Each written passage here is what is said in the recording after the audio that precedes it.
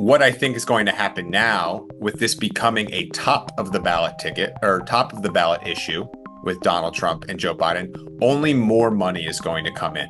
Mm. You're going to start to see candidates who, again, have ignored crypto and it was never this political issue.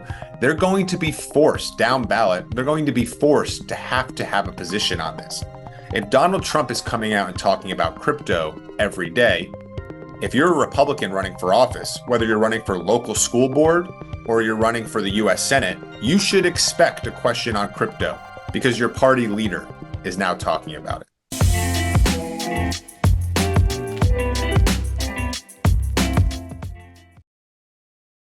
This content is brought to you by BitGo, which is one of the top crypto custodians in the crypto industry. BitGo works with many big companies and brands, such as Pantera Capital, Bitstamp, and Bitcoin IRA. Nike also selected BitGo to power its wallets for its NFTs. And BitGo has many great services, such as hot wallets, custodial wallets, self-managed cold wallets, and NFT wallets. Many institutions trust BitGo with its top-level security and incredible services, such as being able to deploy your capital while it's in custody, which includes lending, borrowing, trading, staking, DeFi access, and more. If you'd like to learn more about BitGo, please visit bitgo.com, link in the description. Welcome to the Thinking Crypto podcast. I'm your host, Tony Edward, and with me today is Cody Carbone, who's the Chief Policy Officer at the Digital Chamber. Cody, great to see you. Great to see you as always, Tony. Cody, it was really great meeting you in person a couple of weeks ago, and man, things are moving so fast. Yeah. I'm kind of blown away because we've been chatting over the years, and it's almost like a tidal wave of support from politicians in DC, and it's now a ballot issue for the upcoming elections. It's fascinating how far crypto has come. Let's start off with recent news of Mark Cuban, the Biden administration, and they're going to be at a crypto roundtable hosted by Khanna. What are you hearing about that? Yeah, well, first, I mean, the month of May 2024 will live in crypto policy lore for a long time. I mean, we'll all be talking about that month that felt like a year. So much, as you said, happened within like a 3-week span. And to lead us to where we are today, where we're now talking about crypto on the national stage, that it's a ballot issue, not for state and local elections, not even for Congress, but for the Oval Office. It's pretty wild how far we've come in such a short time. Everyone is now talking about what President Biden is going to do as it relates to crypto, because former President Trump has come out fully supportive of the industry, a complete 180 from when he was in office. And so now the ball is in Biden's camp. Hey, are you going to come out and make this a political issue? Are you just going to give this to the Trump camp and to Republicans and say, no, you can own this? I think that would be foolish. And so I think they're starting to realize that would be foolish.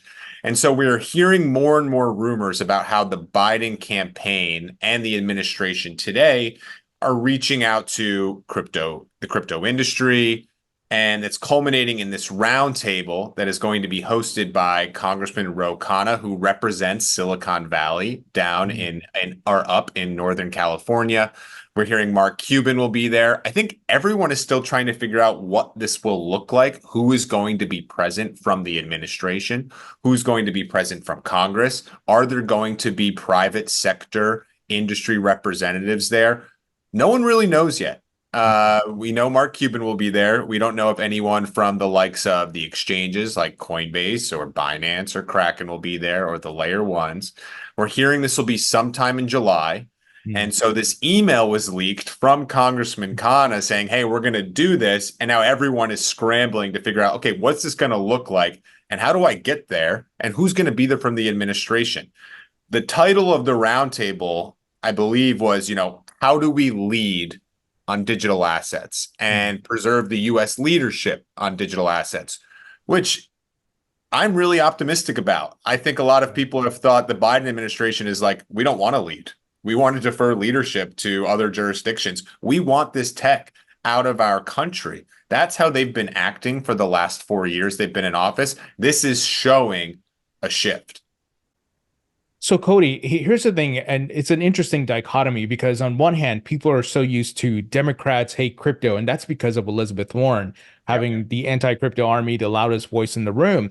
But we saw a lot of Democrats turn their backs on Elizabeth Warren, both in the House and the Senate, with the repeal of SAB 121 and then Yep. the passage of FIT 21 in the House.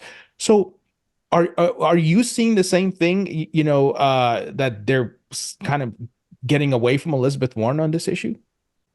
Yes, thank goodness. Mm, We're starting to see Democrats understand and realize that the policy position that we can ignore crypto or we should try to ban crypto is non-feasible, and they'll lose elections. Crypto has done a fantastic job over the last year in educating policymakers, as well as showing that, hey, there's a real constituency here that cares about this. Over 50 million users in the United States. That's larger than all of New York State combined. mm, And so I think for the first time when these bills were put in front of them, and they started to see the political wind shifting and they started to see the political rhetoric come out of like a President Trump, mm, they said, you know what, we need to do something. That this policy position of just like, hey, we're going to ignore this in Congress, or we're going to defer to the SEC or defer to Elizabeth Warren, and they're going to regulate through enforcement, and we're not going to actually promote and try to push forward legitimate policy positions. That's not feasible anymore. They mm, started to hear about it from their constituents. It wasn't just the crypto lobby, which I am a proud member of, saying, hey, you need to pay attention here. No, now it's, the mom and pop store in their district that wants to take crypto, or it's just the independent user in their district. And so the political winds started to shift. And mm, so what we saw at the end of May when it comes to the SAB 121 repeal and it comes to passing FIT 21 with over 70 Democrats in the House, it was saying enough is enough. That this policy of just completely capitulating to Elizabeth Warren and saying, you know what, we'll follow your lead. We don't really think, crypto is an issue we need to pay attention to. It's somewhat fringe. No more. That mm, this is now front and center. We need to do something. And so I think it was the vote for FIT 21 and the vote to repeal SAB 121 were just as much a vote for the policies as they were to say, hey, we're doing something here. We need to move crypto forward. mm. Yeah, it's fascinating. And I'm curious if you can, I don't know if you know the answer to this, but how much of it was also Donald Trump coming out so publicly saying, Elizabeth Warren wants to take away your right to self-custody. Gensler hates it, and Biden doesn't know what it is, right? Very targeted, very clear where his stance is. And then he's meeting with Bitcoin miners. Are they, and I know this gets very much into the political weeds, but is it 50% Donald Trump and 50%, hey, what are we doing here? We're going to lose voters. I'm not ignorant. It was a lot of Donald Trump. Hmm. It was a lot of Donald Trump. I think there's no coincidence that the same day President Biden put out his statement of administration policy saying, hey, I'm going to veto SAB 121. This was the same day of the House vote. That later that evening, former President Trump came out and said, I'm the crypto president. Hmm. So what many people in the industry, and I think just, everyday consumers, what they viewed that statement of administration policy, say, I'm going to veto SAB 121. For most people, that would be, oh, it's a wonky accounting policy. You know what? Who really cares? I'm not paying that close attention to it. But I think for the average crypto user and for the crypto community, that was a line in the sand where President Biden saying, I'm anti this technology and I'm anti this industry. Trump then used that to his advantage, coming out that night, I'm the pro crypto president. And that's when Democrats, I think, had to look introspectively and say, wait a second, are we just going to hand this issue over to Republicans? Why would we just hand innovation and something that we think is here to stay for possibly the next 100 years, that something is going to be integrated and woven into the fabric of our financial system? Why are we just going to hand that over to Republicans? And I think what Democrats had to say to themselves is, you know what? I'm not probably going to lose votes by being pro crypto, but man, I could gain some votes. And Republicans have noticed that. And so we need to pay attention now. So I think Donald Trump getting involved in saying he was the crypto president really was the turning point. It was when Democrats said to themselves, okay, enough is enough. We can't just capitulate to Elizabeth Warren. We Mm. have to pay attention here, and we have to do something and move this policy forward because we don't want to be the anti-tech, anti-innovation party. And that's where they were for so long. Hmm. Um, Now, take us in the White House because, Yeah. and once again, I don't want to get too political because I know people get very upset. But look, Biden, we haven't heard him say anything about crypto specifically. I don't recall any type of statement from Biden, but yet he vetoed Sub Yeah. 121. Is that Elizabeth Warren and some of her staffers coming up and saying, hey, Biden, you need to do this? And he doesn't necessarily have an opinion overall. Is that how it works? No, I apologize if this is not Oh no, articulated. it's a great question. I do think it probably was a little bit like that. I think that Elizabeth Warren's disciples and so many former staff, Elizabeth Warren, are integrated in the executive branch. And there's a lot of them in the White House itself. There's a lot of them in the financial regulatory agencies. And I think there was a lot of pressure on President Biden to veto this. And I think you're right that President Biden for a long time probably hasn't had a strong opinion on digital assets, but it has been his administration's opinion and belief, like you've seen through the SEC, like you've seen through some other agencies, that, hey, this technology isn't something we want to adopt or get behind right now. And so I think President Biden, when it came to the veto, probably received pressure, not only from Elizabeth Warren and some from people in his administration, but from like Maxine Waters, Mm. Brad Sherman, Sean Casten, some of those House members who were so forcefully against revoking SAB 121. And I think Biden sat there and said, you know what, this is a fringe issue. It doesn't really matter. So I'm going to appease some of the members of my party who asked me to veto this. I said I was going to veto this even before the votes. Even though the votes had a lot of Democrats support it, I'm still going to veto it. And I think now he's seeing that this wasn't a fringe issue. This was something I have to pay attention to, and I'm being forced to take a position on. Trump's not going away, and Trump's stance on crypto is not changing. Every time I thought, okay, you know what, he had that one rally, or he had that one comment, or he had that one roundtable with Bitcoin miners, it's starting to add up where he is bringing up crypto in almost every public speech. And I wouldn't be surprised at this point if it's going to be part of the first debate that's later this month. And so if you're sitting there and you're President Biden and you're his staff, you said, okay, we have not been paying attention to this for 4 years. We've deferred to our agency heads. We've deferred to members of the Senate, members of the House that are in our party to come up with the crypto position of the Democratic Party. No longer. We need to come up with a position ourselves. And I think what I hope they're realizing is just being anti-crypto is not sustainable anymore, and it could lose him the election. Wow. Cody, I'm blown away by what's happening. It's all good, of course. And Cody, we saw like a ton of money was donated to crypto super PACs. I think Fair Shake, I think it's over $100 million now. What are you hearing about that? And do you expect a lot of ad campaigns and things like that as the elections approach? Absolutely. I'm viewing crypto showing its political muscle Mm. by getting into the political fundraising game is really the last frontier.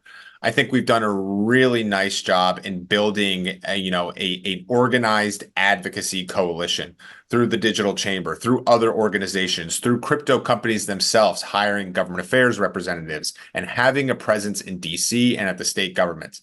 What we've been missing for the last few years is that final political muscle and saying, no, now we're going to start to influence races with dollars. Mm. That has started to happen. And a lot of that money has been going to Senate candidates, to House candidates over the last few months. And we've already seen it make a difference with Fair Shake, like playing in California's Democratic primary. What I think is going to happen now with this becoming a top of the ballot ticket or top of the ballot issue with Donald Trump and Joe Biden, only more money is going to come in. Mm. You're going to start to see candidates who, again, have ignored crypto and it was never this political issue. They're going to be forced down ballot. They're going to be forced to have a position on this. If Donald Trump is coming out and talking about crypto every day, if you're a Republican running for office, whether you're running for local school board or you're running for the US Senate, you should expect a question on crypto because your party leader is now talking about it. You should expect to have an answer, and I hope you do have an answer on it. Same thing if you're a Democrat, because your opponent's probably going to bring it up, and Joe Biden will probably have to bring it up at some point. And so, what the money getting involved in the super PACs and more of the financial advocacy, I should say, what that has done, it has made it a mainstream issue for every single campaign across the country, which is fantastic because it's about time that people have to have an opinion on this industry. It's no longer fringe. We can't just ignore it. It's here to stay. And we've been fighting for existence for so long, which I think it's funny now to think about, and May really helped illustrate it. But for so long, the conversation in Washington has been, hey, we want to be here. We want a right to exist. We want a right for this technology to flourish in the US. Now it's okay. We all recognize it exists and it's here to stay. Now, can we regulate it properly? And can we promote the right policies where not only is here to stay, but the US leads? And so that's where candidates are going to have to take an opinion and a stance on now. And that's what I think the dollars getting involved has done. And I think that's only going to strengthen with now Trump and Biden being forced to talk about this. Cody, I'm going to put you on the spot here. What do you think the first question around crypto is going to be in the debate? Oh, well, so we saw it in the Republican primary debates. I think, Ron DeSantis and Vivek Ramaswamy had to answer about Bitcoin and CBDCs. I wouldn't be surprised if the first question is related to CBDCs between Biden and Trump, because it has become one of the most partisan issues in what I believe is a nonpartisan sector. Right. And so if you're looking for ratings, like I'm sure CNN is when they're hosting that first debate, why not start with a partisan issue like CBDCs and ask for their opinion? So I wouldn't be surprised there. I think something on just digital assets broadly. Hey, Trump has come out and, probably former President Trump, you've come out and you said you're the pro crypto candidate. What does that mean? President Biden, your administration has been reluctant to accept crypto. Is that changing? Do you see any potential or future for crypto in the United States? I would love to see something like that was broad enough to where each candidate would be forced to state their position. We've heard Trump's position. Now, what policies back that up, we don't know yet. So getting a little more insight, if that's possible with Trump, into that would be great. And then just hearing Biden's position for the first time. I mean, you alluded to it earlier in the conversation. He hasn't come out himself and really said anything. Yes, we've got a veto. That's illustrative. Yes, we've got his own SEC chairman pushing to regulate this industry through enforcement actions and, not want to go through the rulemakings. That's illustrative. But when it comes, push comes to shove and he's put on the spot, what is Biden going to say on this industry? I think that'll be a pretty pivotal moment for the future of this industry in the US. Cody, I am concerned, though, that let's say Biden wins this election and he backtracks. Maybe he's like, I'm going to double down. I won. I'm going to give more power to Elizabeth Warren and Gary Gensler. Do you think he would do that? Or do you think we've crossed the chasm where it's like, okay, my own party is not on board with what I'm trying to do here with Elizabeth Warren and Gary Gensler? Let's slow down. Let's at least go to a neutral level. I think we'll know the answer to that over the next few months. And I think the reason we'll know the answer to that is for everything we've talked about today. What influence is crypto going to have on this election? If you're Biden and, from now until November, you see that, hey, the crypto voter is a real thing and it could swing this election, even just a few million votes, because I think everyone is expecting this election to be somewhat close. If you're sitting there and you're seeing that, you would be doing a disservice as the leader of the Democratic Party to say, you know what, we're going to continue to take the stance and say we're anti-crypto, or to backtrack and flip-flop. If you come out now over the next few months and say, hey, we embrace this technology, we're going to work with Coinbase to accept, donations in crypto. We are going to host roundtables with members of Congress to make sure the U.S. can lead on this. If you backtrack after winning the election with those false promises, I think you're setting the Democratic Party up for failure. and you'll likely see retribution over the next few elections. And so what I hope happens is that the crypto voter becomes even louder over the next few months, and Biden will take a position that is to preserve this technology and for the US to lead on this technology. And that will be the overall position of the United States, no matter who's in office going forward. That's my hope. And I'm hoping that we see more roundtables, we see more stories that the Biden administration is looking to work with the crypto industry. I'm hoping we see more of that over the next few months, and that'll be illustrative of where the Democratic Party is going. Yeah, absolutely. Now I did want to follow up with you on SAB 121 and FIT21. Yeah. So SAB 121 got vetoed. Is it absolutely dead, or is there still a chance it can be pushed through in some way? Not dead. So the resolution that was vetoed, there will have to be a veto override vote in the House. It's statutorily required. Now, that veto override requires 2/3 of each chamber in Congress to override a presidential veto. So in the House, you would need about 50 to 60 more House members to vote to override that veto that voted to support SAB 121. So it's unlikely. It's a really large hurdle to overcome. So we have to get creative. And we're seeing members of Congress who believe that we must repeal SAB 121 because it hurts consumers and it gives the SEC or any agency a pass to violate the Administrative Procedure Act. Yeah. We're seeing them get creative. And so in the appropriations process right now, and that's what Congress is going through, trying to fund the government going forward, they fund each of the executive agencies and the independent executive agencies. And so they are working to pass funding for the SEC right now so the SEC can continue to operate. And in the proposals that are ongoing right now, what Congress has done is said, hey, SEC, we'll give you the money you requested so you can operate, say it's $2 billion, so you can work and have your doors open for the next year. However, you can't use any of the funds that Congress allocates to the SEC to enforce SAB 121. So we're finding those creative measures. So that is on the table right now. That is being marked up in the House appropriations bills. I'm hoping, and we will be supporting that effort to pass that through. So even if SAB 121 is still out there, it is essentially null and void if these appropriations bills go forward because the SEC can't use any funds whatsoever to enforce it. Yeah, I think I saw something about that. In addition to that, general crypto enforcement as well, right? Yeah. So okay. So that's so we won't know for a little bit. We're going to continue to keep fighting, and there may be some other avenues to continue to fight against SAB 121.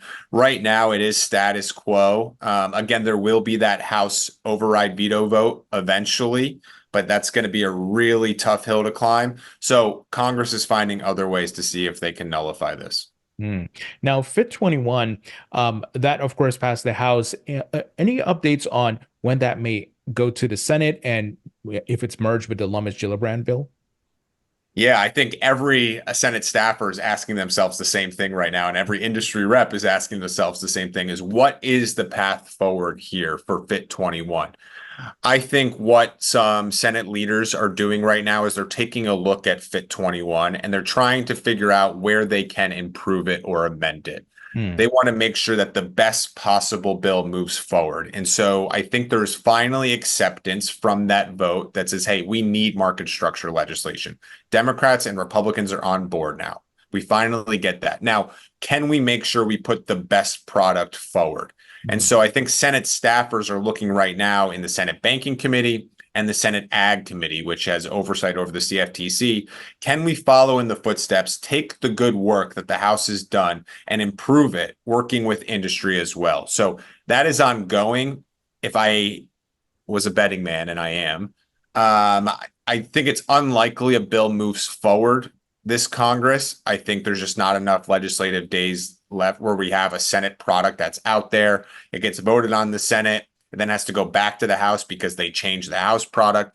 I think it's really tough to pass that by the end of the calendar year. So we're likely looking at next Congress to pass a market structure bill or to pass whatever the FIT21 becomes. Mm. But what I hope to see this year is that we get a Senate product that is introduced and out there. And then we start off January 2025 in a really good place. Okay, we know the bill that everyone wants to pass is there. Can we move it quickly and get it signed by who's ever in the Oval Office? Mm. And final question here. This past week, we had a hearing with Gary Gensler and CFTC Chair Rostin Benham. And of course, I think it was Senator Bill Hagerty brought up the question, is Ethereum a commodity or not? Rostin Benham clearly said, yes, it's a commodity. Gary Gensler did not want to answer again.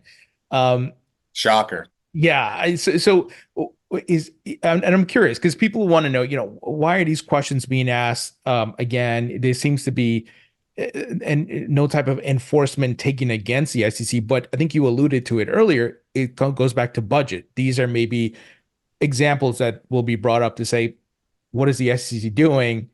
They don't know what they're doing with crypto. Let's cut their budget on that front. Is that kind of the gist of it? Yeah, that really is. And that's what the hearing was. It was an appropriations hearing to see, okay, what are, hey, you guys have, each agency head will request a budget and they'll request certain line items for their budget. Okay, we're requesting $2 billion. We want 500 million to go towards enforcement, for example. Then the members of Congress who approve that budget ultimately through the appropriations packages use those hearings to ask them questions. You want $500 million for enforcement. Well, why? Why, instead of having so much money for enforcement, why don't you go through notice and comment rulemaking? You're bringing these wellness notice against companies like Consensus and Uniswap and Robinhood. Wouldn't it be easier to save a lot of money and taxpayer dollars and resources and just go through notice and comment rulemaking? And so that's what that hearing was last week. And I think, your question of, why are we still asking these questions to Gary Gensler is because he refuses to answer them and provide clarity. This could have been so simple. And I think we could have had a lot of clarity if 3 years ago, when he was sworn in to be SEC chairman, he said, you know what? I'm going to work with crypto industry to learn what the gaps are, to learn what are the hurdles when it comes for the registration process, for exchanges, for issuers, for disclosures. And I'm going to start to put out some rules that I think make sense where the industry can comply and consumers are protected. Instead, he took a totally different route, which we're all very aware of. Mm. And so members of Congress are sick of it because they're hearing about it from their constituents now. They're hearing about it from the businesses that, hey, I wanted to operate in New York or Tennessee or California, but I'm now operating in Dubai, in London, and Singapore. And no U.S. member of Congress wants to hear that because those are voters that are going overseas. Those are tax revenue and U.S. American jobs that are going overseas. And so they really want to put Gary Gensler's, feet to the fire and say, okay, you're requesting all this money.